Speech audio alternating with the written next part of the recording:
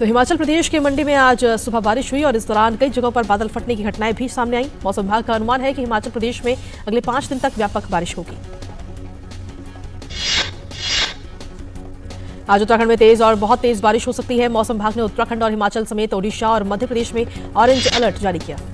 तेलंगाना में हैदराबाद और अन्य जिलों में अगले 4 दिन में भारी बारिश की चेतावनी दी गई। तेलंगाना में हैदराबाद समेत इस बार 33 में से 20 जिलों में कम बारिश हुई। हिमाचल प्रदेश में बाढ़ प्रभावित इलाकों में केंद्रीय मंत्री अनुराग सिंह ठाकुर दौरा कर रहे हैं और आज भी केंद्रीय मंत्री कई जगहों पर हालातों का जायजा लेंगे। उन्होंने कहा कि आपदा से निपटने के लिए केंद्र पूरी मदद कर रही है। केंद्र सरकार ने हिमाचल प्रदेश की सरकार द्वारा किए जा रहे राहत कार्य और स्थिति का मौके पर आकलन करने के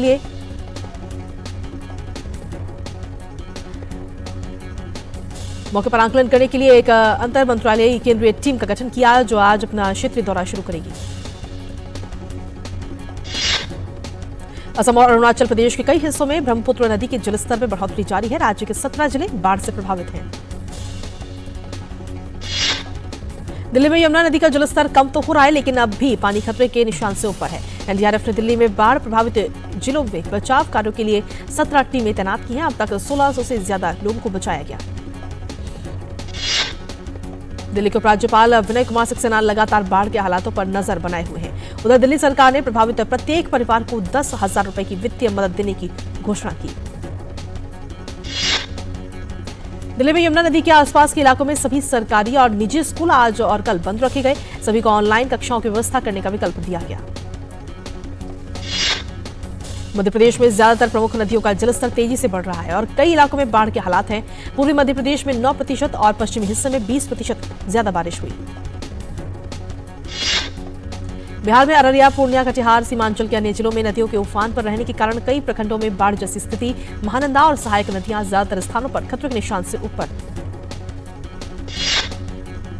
केंद्र सरकार की पहल के बाद देश भर में नेफेड और एनसीसीएफ के जरिए 80 रुपए प्रति किलो की दर से टमाटर की बिक्री शुरू हो चुकी है, जिससे लोगों को भी काफी राहत मिली है। गृह मंत्री अमित शाह आज दिल्ली में ड्रग्स तस्करी और राष्ट्रीय सुरक्षा पर क्षेत्रीय सम्मेलन की अध्यक्षता करेंगे। एनसीबी द्वारा लगभग 2416 करोड़ रुपए मूल्य के 1,44,000 किलोग्राम से अधिक मादक पदार्थों को नष्ट किया जाएगा। सभी राज्यों के एंटी नारकोटिक्स टास्क फोर्स के साथ समन्वय से देश के विभिन्न हिस्सों में नष्ट किए जाने वाले मादक पदार्थों में एनसीबी की हैदराबाद इकाई द्वारा 6,590 किलोग्राम, इंदौर द्वारा 822 किलोग्राम और जम्मू द्वारा 356 किलोग्राम नशीले पदार्थ नष्ट किए जाएंगे। तमाम राज्यों की विधि प्रवर्तन एजेंसीज द्वारा असम, चंडीगढ़, गोवा, गुजरात, हरियाणा, जम्मू कश्मीर, मध्य प्रदेश, महाराष्ट्र, त्रिपुरा और उत्तर प्रदेश में कुल 1,44,122 किलोग्राम मादक पदार्थों का विनिष्टीकरण किया जाएगा। 1 जून 2022 से 15 जुलाई 2023 तक एनसीबी की सभी क्षेत्रीय इकाइयों और राज्यों के एएनटीएफ ने मिलकर करीब 8,76,554 किलोग्राम जब्त मादक पदार्थों को नष्ट करने में सफलता प्राप्त की, जो लक्ष्य से 11 गुना से भी ज्यादा है। आज होने वाले नशीले पदार्थों के विनिष्टीकरण के साथ ही एक वर्ष में नष्ट किए गए मादक पदार्थों की मात्रा करीब 10 लाख किलोग्राम हो जाएगी, जिसका मूल्य लगभग 12,000 करोड़ रुपए है। भारत की G20 अध्यक्षता में सदस्य देशों के वित्त मंत्रियों और केंद्रीय बैंकों के गवर्नर की तीसरी बैठक आज से गांधीनगर में शुरू हो रही है। वित्त मंत्री निर्मला सीतारमण और रिजर्व बैंक के गवर्नर बैठक की अध्यक्षता करेंगे। गांधीनगर की इस बैठक में वैश्विक अर्थव्यवस्था और वैश्विक स्वास्थ्य, सतत वित्त और बुनियादी ढांचे, अंतर्राष्ट्रीय वित्तीय वास्तुकला, अंतर्राष्ट्रीय कराधान और वित्तीय समावेशन जैसे विषयों पर 5 सत्र आयोजित किए जाएंगे। वित्त मंत्रियों और केंद्रीय बैंक गवर्नरों की बैठक का उद्देश्य G20 वित्त ट्रैक के परिणामों की समीक्षा करना और आगे बढ़ने के लिए मंत्रियों और राज्यपालों से मार्गदर्शन प्राप्त करना है। बैठक में करीब 500 प्रतिनिधि हिस्सा लेंगे। बैठक में G20 देशों और आमंत्रित देशों के केंद्रीय बैंकों के गवर्नरों, उप गवर्नरों, मंत्रियों और अंतर्राष्ट्रीय संगठनों के प्रमुखों सहित लगभग 500 प्रतिनिधि हिस्सा लेंगे। वित्त मंत्री निर्मला सीतारमण ने भविष्य के मजबूत और टिकाऊ शहर तैयार करने के लिए निजी क्षेत्र से शहरी बुनियादी ढांचे में निवेश करने को कहा है। गांधीनगर के गिफ्ट सिटी में निवेशक संवाद में उन्होंने ये बात कही। वित्त मंत्री निर्मला सीतारमण ने कहा कि तेजी से शहरीकरण को देखते हुए वर्ष 2018 से 2030 के दौरान अनुमानित 29.4 अरब डॉलर की आवश्यकता होगी। वित्त मंत्री ने कहा कि वित्त के लिए नई रणनीतियां और भुगतान सेवाएं शहरों के आर्थिक विकास को गति दे सकती हैं। साथ ही उन्होंने बुनियादी क्षेत्र में वित्त के लिए सरकारी निजी भागीदारी के नियामक प्रारूप और बेहतर नीति पर भी जोर दिया। आने वाले दिनों में भारत और इंडोनेशिया के बीच आर्थिक और वित्तीय संवाद आयोजित होंगे। इसकी घोषणा वित्त मंत्री निर्मला सीतारमण और इंडोनेशिया के वित्त मंत्री मुलियानी इंद्रावती ने गांधीनगर में की। पर्यावरण मंत्रालय ने कहा कि एनटीसीए के अनुसार शुरुआती विश्लेषण से पता चलता है कि कुल्लू नेशनल पार्क में चीतों की मृत्यु के कारण प्राकृतिक है। एनटीसीए चीता परियोजना को लागू करने वाली संस्था है। रेडियो कॉलर से चीतों की मौत से जुड़े समाचारों पर पर्यावरण मंत्रालय ने कहा कि ऐसी खबरों का कोई वैज्ञानिक आधार नहीं है और ये अटकलबाजी पर आधारित है। पर्यावरण मंत्रालय ने कहा कि चीता परियोजना को अभी 1 वर्ष भी पूरा नहीं हुआ है, इसलिए इसकी सफलता या विफलता पर कुछ कहना जल्दबाजी है। मंत्रालय ने कहा कि चीता परियोजना दीर्घकालीन है। विदेश मंत्री डॉक्टर एस जयशंकर बैंकॉक में आज बिम्स्टेक समूह के विदेश मंत्रियों की बैठक में शामिल होंगे। बिम्स्टेक एजेंडे को और गहरा करने और संगठन को मजबूत करने के तरीकों पर चर्चा होगी। उत्तर प्रदेश में सीतापुर से लखनऊ तक की पहुंच और अब आसान होने वाली है। बनकर तैयार हो चुका है हाईवे। आज केंद्रीय रक्षा मंत्री राजनाथ सिंह इसका उद्घाटन कर इसको जनता को सौंपेंगे। प्रधानमंत्री नरेंद्र मोदी ने पिछले कुछ दिनों में महाराष्ट्र और गुजरात में 2 पीएम मित्र मेगा टेक्सटाइल पार्कों की आधारशिला रखे जाने की सराहना की और कहा कि ये पार्क उत्पादकता और नवाचार को बढ़ावा देंगे और रोजगार के अनेक अवसर भी सृजित करेंगे। राष्ट्रपति 18 जुलाई को दिल्ली में 9 राज्यों सचिवों और जिला कलेक्टरों को उनकी टीमों के साथ भूमि सम्मान 2023 प्रदान करेंगी, जिन्होंने डिजिटल इंडिया भूमि अभिलेख आधुनिकीकरण कार्यक्रम के मुख्य घटकों के लिए संपूर्णता प्राप्त करने में उत्कृष्ट प्रदर्शन किया।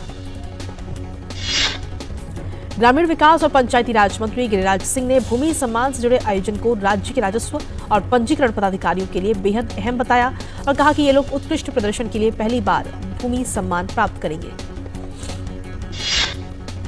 नेपाल भारत विकास साझेदारी कार्यक्रम के तहत भारत ने नेपाल को 43 एम्बुलेंस और 50 स्कूल बसें उपहार में दी। नेपाल में भारतीय राजदूत नवीन श्रीवास्तव ने लाभार्थी संगठनों को इनकी चाबियां सौंपी। भारत मंगोलिया संयुक्त सैन्य अभ्यास नोमैडिक एलिफेंट 2023 का 15वां संस्करण आज से मंगोलिया के उलान बटार में हो रहा है। 31 जुलाई तक सैन्य अभ्यास में मंगोलियाई सशस्त्र बल के सैनिक और Jammu Kashmir light infantry regiment के भारतीय सैनिक हिस्सा लेंगे। नोमैडिक एलिफेंट सैन्य अभ्यास का मकसद पहाड़ी इलाकों में आतंकवादी गतिविधियों पर रोक लगाना है। इस अभ्यास के दौरान भारतीय और मंगोलियाई सैनिक अपनी क्षमताओं और कौशल को बढ़ावा देने के लिए प्रशिक्षण गतिविधियों में हिस्सा लेंगे। आज सावन का दूसरा सोमवार है। ऐसे में सुबह से ही शिव मंदिरों में श्रद्धालुओं का पहुंचना शुरू हो गया। भगवान शिव को जल चढ़ाने के लिए लोग मंदिरों में पहुंच रहे हैं। वाराणसी में आज शिव के भक्त काशी विश्वनाथ मंदिर में पूजा अर्चना कर रहे हैं। काशी कॉरिडोर बन जाने के बाद यहां श्रद्धालुओं की संख्या में काफी बढ़ोतरी हुई है। झारखंड में श्रद्धालुओं ने देवघर के बैद्यनाथ मंदिर में सावन की दूसरे सोमवार को पूजा अर्चना की। हर साल सावन के महीने में यहां मेला लगता है। आज सोमवती अमावस्या है और इस दिन स्नान और दान पुण्य का भी विशेष महत्व माना जाता है। सोमवार के दिन पड़ने वाली अमावस्या का महत्व और अधिक बढ़ जाता है। महाराष्ट्र के अमरावती में पीएम मित्र पार्क का शुभारंभ केंद्रीय मंत्री पीयूष गोयल ने किया। इस मौके पर महाराष्ट्र के मुख्यमंत्री एकनाथ शिंदे, उप मुख्यमंत्री देवेंद्र फडणवीस भी मौजूद रहे। पीएम मित्र पार्क का शुभारंभ करने के बाद केंद्रीय मंत्री पीयूष गोयल ने इस योजना को महाराष्ट्र में उद्योग जगत के लिए बड़ी सौगात बताया। पीएम मित्र महाराष्ट्र की तीव्र प्रगति को और मजबूती मिलेगी। भारतीय कृषि अनुसंधान परिषद के स्थापना दिवस पर आयोजित कार्यक्रम में कृषि मंत्री नरेंद्र सिंह तोमर ने उत्पादन बढ़ाने और संपूर्ण कृषि क्षेत्र की वृद्धि के लिए कृषि वैज्ञानिकों से पशुपालन और मछली पालन में अनुसंधान करने के लिए कहा। कृषि मंत्री नरेंद्र सिंह तोमर ने कहा कि मोदी सरकार ने कृषि आय बढ़ाने के अपने उद्देश्य के तहत पिछले 9 साल में कृषि क्षेत्र में प्रौद्योगिकी को बढ़ावा देने के लिए कई कार्यक्रम शुरू किए। वहीं केंद्रीय इलेक्ट्रॉनिक्स और आईटी राज्य मंत्री राजीव चंद्रशेखर ने कहा कि भारत में स्टार्टअप और यूनिकॉर्न में आने वाले 4-5 साल में पर्याप्त वृद्धि होगी और स्टार्टअप की संख्या 10 गुना बढ़ जाएगी। वहीं केंद्रीय इलेक्ट्रॉनिक्स और आईटी राज्य मंत्री राजीव चंद्रशेखर ने कहा कि भारत ने एआई, वेब 3 और डीप टेक जैसी उभरती प्रौद्योगिकी के क्षेत्रों में सफलतापूर्वक प्रवेश किया है। विदेशी निवेशकों का भारतीय बाजारों में निवेश जारी है। जुलाई के पहले 2 सप्ताह के दौरान विदेशी निवेशकों ने भारतीय इक्विटी बाजारों में 31,000 करोड़ रुपए से ज्यादा का निवेश किया। इस साल अब तक भारत के इक्विटी बाजारों में विदेशी निवेशक 1.07 लाख करोड़ रुपए का निवेश कर चुके हैं। इससे पहले जून में 47,148 करोड़ रुपए का निवेश हुआ था, जो कि अगस्त 2022 के बाद से उच्चतम स्तर पर था। सेंसेक्स की शीर्ष 10 में से 6 कंपनियों के बाजार पूंजीकरण में बीते सप्ताह सामूहिक रूप से लगभग 2 लाख करोड़ रुपए की बढ़ोतरी हुई। सबसे ज्यादा लाभ में रिलायंस इंडस्ट्रीज और टीसीएस रही। निवेशक लार्ज कैप कंपनियों की तुलना में स्मॉल कैप कंपनियों में निवेश करने वाले म्यूचुअल फंड को तरजीह दे रहे हैं। अप्रैल जून तिमाही में इन योजनाओं में करीब 11,000 करोड़ रुपए का शुद्ध निवेश हुआ। सरकार ने चालू वित्त वर्ष में बफर स्टॉक के लिए 20% अधिक यानी कुल 3 लाख टन प्याज खरीदा। सरकार प्याज को अधिक समय तक सुरक्षित रखने के लिए बार्क के साथ काम कर रही है। सरकार ने करदाताओं से अंतिम समय की भीड़ से बचने के लिए 31 जुलाई 2023 से पहले अपना आयकर रिटर्न दाखिल करने का आग्रह किया है। सरकार ने कहा कि समय सीमा के विस्तार की कोई संभावना नहीं है। High and computing solution provider Netweb technologies India का आईपीओ आज से खुलेगा। इसका प्राइस बैंड 475 से 500 रुपए प्रति शेयर तक तय किया गया है। कंपनी के आईपीओ के जरिए 631 करोड़ रुपए जुटाने की योजना है। अमेरिका से यूक्रेन को क्लस्टर बम मिलने के बाद रूस के राष्ट्रपति व्लादिमीर पुतिन ने साफ शब्दों में कहा कि रूस के पास क्लस्टर बमों का पर्याप्त भंडार है। अगर यूक्रेन पहले रूसी सेना के खिलाफ हथियारों का इस्तेमाल करता है तो वो उनका इस्तेमाल करेगा। यूक्रेन ने कहा कि वो अपने क्षेत्र को वापस लेने की कोशिश करते समय दुश्मन सैनिकों पर क्लस्टर बमों का उपयोग करेगा, लेकिन रूसी क्षेत्र पर उनका उपयोग नहीं करेगा। 100 से ज्यादा देशों में क्लस्टर युद्ध सामग्री पर प्रतिबंध लगा रखा है। हालांकि रूस, यूक्रेन और अमेरिका ने क्लस्टर युद्ध सामग्री पर कन्वेंशन पर हस्ताक्षर नहीं किए हैं। काला सागर अनाज समझौता के आज आखिरी दिन है। इस समझौते का उद्देश्य संघर्ष के कारण अवरुद्ध यूक्रेनी अनाज को सुरक्षित रूप से निर्यात करने की अनुमति देकर वैश्विक खाद्य संकट को रोकना है। रूस ने बार बार इस समझौते से बाहर निकलने की धमकी दी है। यूक्रेन अनाज और तिलहन का एक प्रमुख उत्पादक है और संघर्ष की शुरुआत में इसके निर्यात में रुकावट के कारण वैश्विक खाद्य कीमतें रिकॉर्ड ऊंचाई पर पहुंच गई थी। बांग्लादेश की बुरीगंगा नदी में नाव पलटने से 4 लोगों की मौत हो गई। कई लोग लापता हैं। ये घटना कल रात करीब 8:15 पर हुई, जब ढाका के सदर घाट से तेलघाट की ओर जा रही नाव रेत के एक टीले से टकरा गई। बुरीगंगा नदी में नाव पलटने की जानकारी मिलते ही अग्निशमन सेवा की 3 इकाइयां और तटरक्षक बल की एक बचाव टीम घटनास्थल पर पहुंची और बचाव अभियान शुरू किया। इसके अलावा 7 लोगों को बचा लिया गया। दक्षिण कोरिया में पिछले हफ्ते हुई मूसलाधार बारिश के बाद मरने वालों की संख्या बढ़कर 36 हो चुकी है। बुनियादी ढांचे को भी व्यापक नुकसान पहुंचा। वहीं दक्षिण पश्चिमी जियोला, चुंगचेओंग और ग्योंगसांग प्रांतों में 250 मिलीमीटर तक अतिरिक्त बारिश की संभावना जताई है। दक्षिण कोरिया में विनाशकारी बाढ़ के बाद 14 शहरों और प्रांतों से कुल 8,852 लोगों को सुरक्षित स्थान पर पहुंचाया गया। कारों और मछली पकड़ने वाली नौकाओं सहित घरों और संपत्ति को नुकसान पहुंचाया है। अमेरिका के दक्षिण पूर्वी पेंसिल्वेनिया में शनिवार को अचानक आई बाढ़ की वजह से कम 4 लोगों की मौत हो गई, जबकि 9 महीने के नवजात सहित 4 अन्य लोग लापता बताए जा रहे हैं। पेंसिल्वेनिया की गवर्नर ने लोगों से मौसम के खराब रहने को लेकर चेतावनी जारी की। दक्षिण पूर्वी पेंसिल्वेनिया में अचानक आई बाढ़ की वजह से कई कारें बह गईं। इन वाहनों के भीतर कोई भी मौजूद नहीं था। न्यूयॉर्क के गवर्नर कैथी होचुल ने राज्य के कई क्षेत्रों में बाढ़ की चेतावनी जारी करते हुए कहा कि लोग अपने घरों में रहें। उत्तर पूर्वी अमेरिका के कुछ हिस्से पिछले सप्ताह बारिश से जलमग्न हो गए हैं। अमेरिका का दक्षिण पश्चिमी राज्य एरिजोना इस वक्त प्रचंड गर्मी की तपिश झेल रहा है। लगातार 17वें दिन एरिजोना राज्य की राजधानी फिनिक्स में तापमान 43 डिग्री सेल्सियस से ऊपर दर्ज किया गया। कनाडा के एडमोंटन शहर में जंगलों में लगी आग के कारण धुएं की चादर दिखाई दी। पूर्वी कनाडा के बड़े हिस्से में जंगल की आग के कारण पारा भी बढ़ा है। मई से अब तक देश भर में लगभग 24 मिलियन एकड़ में फैले जंगलों में आग लगी है। कनाडा के क्यूबेक के उत्तरी भागों में आपातकालीन निकासी में मदद के लिए कनाडाई सेना को तैनात किया जा रहा है। ब्रिटिश कोलंबिया में लगभग 2000 दमकल कर्मी लगभग 350 से ज्यादा जगहों पर लगी आग से जूझ रहे हैं। स्पेन के द्वीप ला पाल्मा में जंगल की आग बेकाबू होने के बाद 4000 लोगों को वहां से सुरक्षित निकाला गया। जंगल की आग ला पाल्मा द्वीप के उत्तर में एक जंगली इलाके एल पिनार पुटागोडा नगरपालिका में शुरू हुई। कैनरी द्वीप समूह के अध्यक्ष फर्नांडो क्लेविजो ने कहा कि कम से कम 13 घर नष्ट हो गए हैं। अधिकारियों ने कहा कि 4650 हेक्टेयर से ज्यादा भूमि प्रभावित हुई।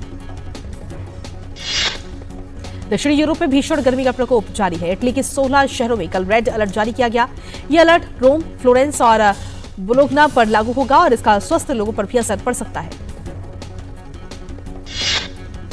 रोम में आज पारा 40 डिग्री सेल्सियस और मंगलवार को 43 डिग्री तक पहुंचने की संभावना, जो अगस्त 2007 में बनाए गए 40.5 डिग्री के रिकॉर्ड को तोड़ देगा।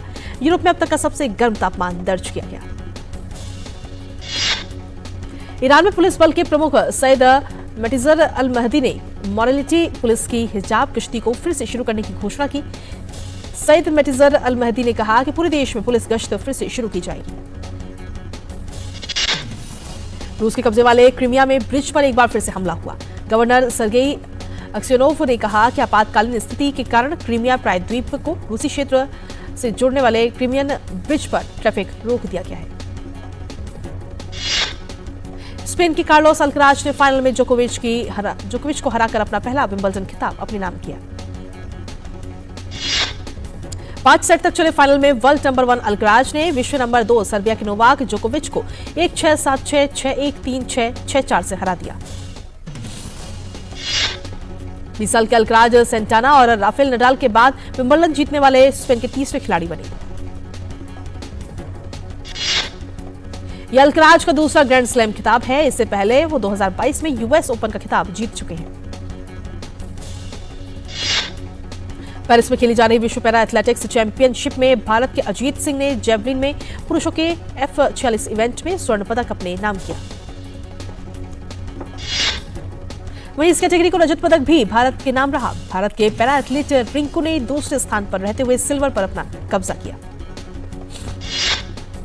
भारत के निशानेबाज पृथ्वीराज टोंडीमान ने इटली में चल रहे ISSF शॉटगन विश्व कप में पुरुषों की ट्रैप स्पर्धा में कांस्य पदक जीतकर हासिल की। मार्च में दोहा में कांस्य पदक जीतने के बाद ये पृथ्वीराज दूसरा व्यक्तिगत ISSF विश्व कप पदक है। पृथ्वीराज फाइनल में 34 अंकों के साथ तीसरे स्थान पर रहे। अविनाश साबले ने 3000 मीटर स्टीपलचेज में रविवार को सिलेसिया डायमंड लीग मीट में 6वें स्थान पर रहने के बाद 2024 पेरिस ओलंपिक के लिए क्वालिफाई कर लिया। भारत ने थाईलैंड में आयोजित हुई एशियन एथलेटिक्स चैंपियनशिप में 6 स्वर्ण के अलावा 12 रजत और 9 कांस्य पदक सहित कुल 27 पदक जीतकर तीसरा स्थान हासिल किया। भारत ने एशियन एथलेटिक्स चैंपियनशिप के अंतिम दिन 8 रजत और 5 कांस्य पदक के साथ कुल 13 पदक अपने नाम किए। भारत की लंबी दूरी की दिग्गज धाविका पारुल चौधरी ने एशियाई एथलेटिक्स चैंपियनशिप के अंतिम दिन 5000 मीटर दौड़ में रजत पदक के साथ अपना दूसरा पदक जीता। 100 मीटर बाधा दौड़ में एशियाई चैंपियनशिप में ज्योति याराजी ने 200 मीटर की दौड़ में 23.13 सेकंड के साथ रजत पदक जीतकर हासिल की। एशियाई चैंपियनशिप में पुरुषों की भाला फेंक स्पर्धा में डीपी मनु ने 81.01 की थ्रो के साथ रजत पदक जीता। प्रियंका गोस्वामी और विकास सिंह ने भी क्रमशः महिलाओं और पुरुषों की 20 किलोमीटर पैदल चाल स्पर्धा में रजत और कांस्य पदक हासिल किए। आभा खटुआ ने महिलाओं की गोला फेंक में 18.06 मीटर के साथ न केवल रजत पदक हासिल किया बल्कि राष्ट्रीय रिकॉर्ड की भी बराबरी की। काजोल लोकप्रिय हिंदी धारावाहिक ये रिश्ता क्या कहलाता है में आएंगी नजर। Kajol web series the trial को प्रमोट करने के लिए ये रिश्ता क्या कहलाता है सीरीज में उतरेंगी। दक्षिण भारतीय फिल्मों के महानायक रजनीकांत की आने वाली फिल्म जेलर के गाना हुकुम का टीजर हुआ रिलीज। हाल ही में फिल्म जेलर का गाना कावाला भी रिलीज किया गया था। भाग्यलक्ष्मी फेम आकाश चौधरी का हुआ एक्सीडेंट। पीछे से आ रहे हैवी ट्रक ने कार में मारी जोरदार टक्कर। अपने पेट डॉग के साथ मुंबई से दूर वेकेशन पर जा रहे थे आकाश चौधरी। भोजपुरी सिनेमा के जाने माने अभिनेता विक्रांत सिंह राजपूत को फिल्म निर्माता प्रदीप सिंह की कंपनी वर्ल्ड वाइड प्रोडक्शन ने अपनी आगामी 5 फिल्मों के लिए साइन किया। भोजपुरी सिनेमा के जाने माने गायक अभिनेता राकेश मिश्रा का गाना शिवाला हमरा गांव के टी सीरीज हमार भोजपुरी के ऑफिशियल यूट्यूब चैनल से रिलीज किया गया। हिंदी सिनेमा में अपनी फिल्म सत्या से धमाल मचाने के 25 साल बाद अभिनेता जेडी चक्रवर्ती अपनी आगामी स्ट्रीमिंग सीरीज दया में नजर आएंगे। ये सीरीज एक क्राइम थ्रिलर है। राष्ट्रीय पुरस्कार विजेता अभिनेत्री कीर्ति सुरेश ने अपनी आने वाली फिल्म कन्निवेदी की घोषणा की है। अभिनेत्री ने फिल्म को लेकर पूजा सेरेमनी की फोटो सोशल मीडिया पर शेयर की। बॉलीवुड की खूबसूरत एक्ट्रेस कटरीना कैफ ने मनाया 40वां बर्थडे। अपने पति और एक्टर विकी कौशल के साथ वेकेशन पर कटरीना। वेकेशन की कुछ रोमांचक तस्वीरें विकी कौशल ने की share. Bollywood actress singer Nupur Sanon ने रवि तेजा के साथ फिल्म टाइगर नागेश्वर राव की शूटिंग पूरी कर ली है। हाल ही में आने वाली फिल्म टाइगर नागेश्वर राव का टीजर सामने आया था। यह फिल्म 20 अक्टूबर को बड़े पर्दे पर रिलीज होगी। और टॉम क्रूज की film mission impossible dead ranking part 1 भारतीय बॉक्स ऑफिस पर ताबड़तोड़ कमाई करने में लगी है। स्पेशल एजेंट इथन हंट के इम्पॉसिबल मिशन पर बनी फिल्म ने फैंस का दिल खुश कर दिया।